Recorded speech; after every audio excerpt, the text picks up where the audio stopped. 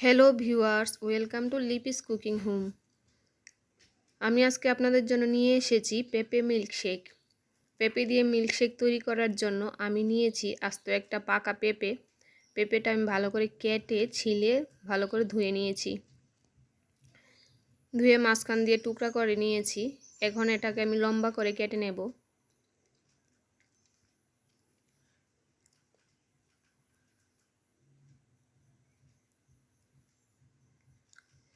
লম্বা করে কাটা পেঁপের টুকরাগুলোকে আমি এখন ছোট ছোট টুকরো করে কেটে নেব।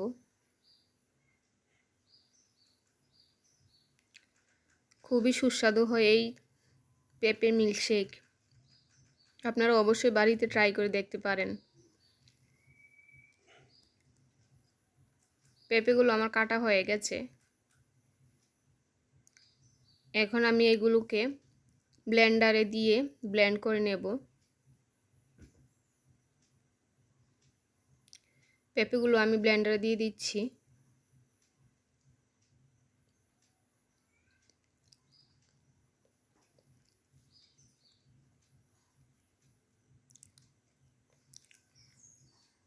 আমি এখানে নিয়েছি 1 বাটি দুধটা ঢেলে দিচ্ছি।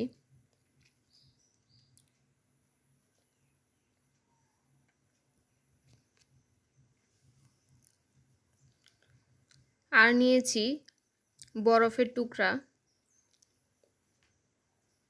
বরফগুলো আমি ব্লেন্ডারে দিয়ে দিচ্ছি।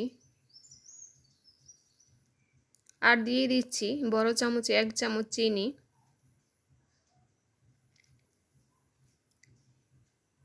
আপনারা আপনাদের স্বাদ মতো দিতে পারেন চিনিটা।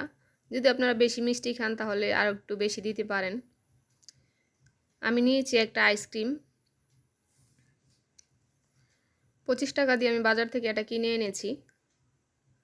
তো এখন আমি ব্লেন্ডারে আইসক্রিম দিয়ে দিচ্ছি।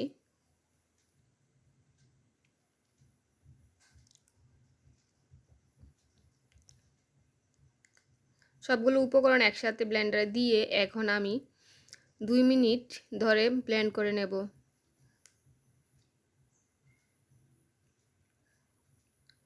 বন্ধুরা, আমার রেসিপিটা যদি আপনাদের ভালো লাগে তাহলে অবশ্যই লাইক, কমেন্ট, সাবস্ক্রাইব করে আমার পাশে থাকবেন।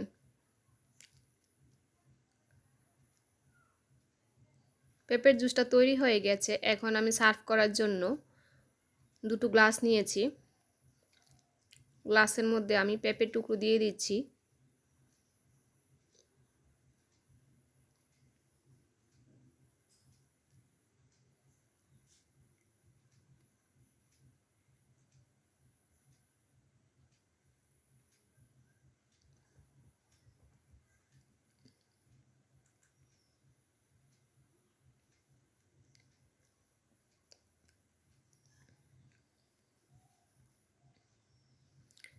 এখন দিয়ে দিচ্ছি আইসক্রিম।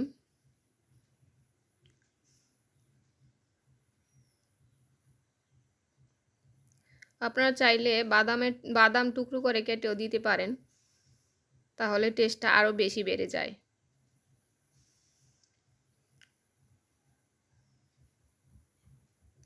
এখন আমি পেঁপের জুসটা গ্লাসের মধ্যে ঢেলে দেব।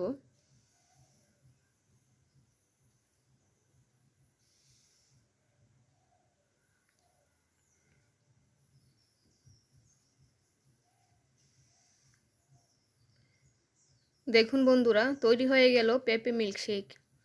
খুবই সুস্বাদু এই পেঁপে মিল্কশেক। অবশ্যই আপনারা বাড়িতে ট্রাই করে দেখতে পারেন। এতক্ষণ আমার সাথে থেকে ভিডিওটা দেখার জন্য সবাইকে ধন্যবাদ।